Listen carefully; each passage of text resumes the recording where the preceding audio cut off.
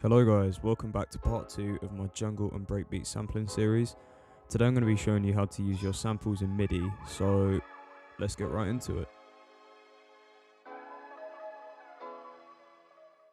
Just a heads up before we start guys, if you haven't watched part 1, go and watch part 1 and then come back to this video. It just helps explain the basics and will get you up to speed with this video. Anyway, as you can see, we're completely carrying on from part 1. I've sliced up my sample and adjusted the little lines to reduce clipping. I've also linked a sample pack in the description with loads of breaks that you can use in your own projects. The first thing we're going to want to do is right click or command click on Mac our sample to find the slice to new MIDI track button.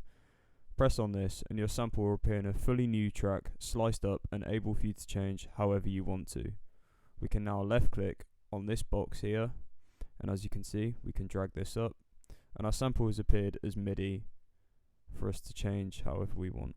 Now the best thing to do when you've just sliced your sample is listen to it and see how it sounds.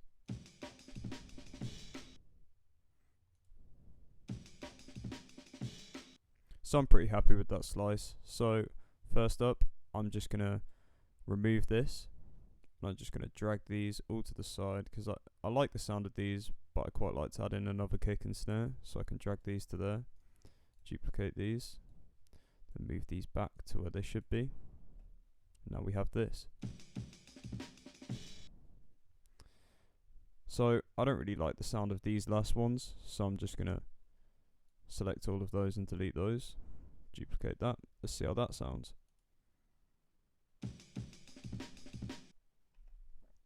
As you can see, we're getting somewhere. Let's move these, and if you left click, you can add another one of these, or you can press on here and duplicate it. I'm now going to move these all back. See how that sounds. Now I quite like the sound of that. You can also extend the length of your sample by dragging all of these across, and as you can see, we're now getting a full loop of samples. So if we want a whole bar, we can drag it to there. Just like that. You can also time stretch your sample with this line at the bottom here. So as you can see, I've just opened a project that I've been working on in the past, and this is what I came up with.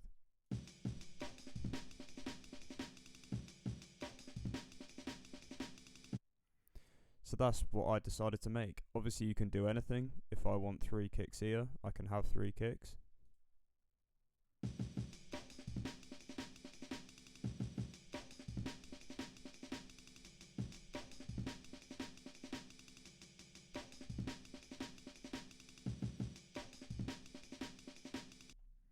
With these breaks, you can literally do whatever you want with them. That is why they're so good to sample and use. And if I want, I don't know, if I prefer these sounds here, I can have these.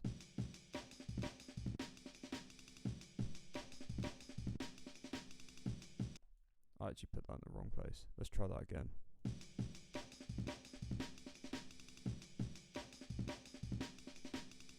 As you can see, it's already sounded different from what I had before, and that is basically how to sample breaks in Ableton. That's really all you need to know. So yeah, thank you for watching part 2 of my jungle and breakbeat sampling series. Next episode I'll be showing you how to add effects to your samples.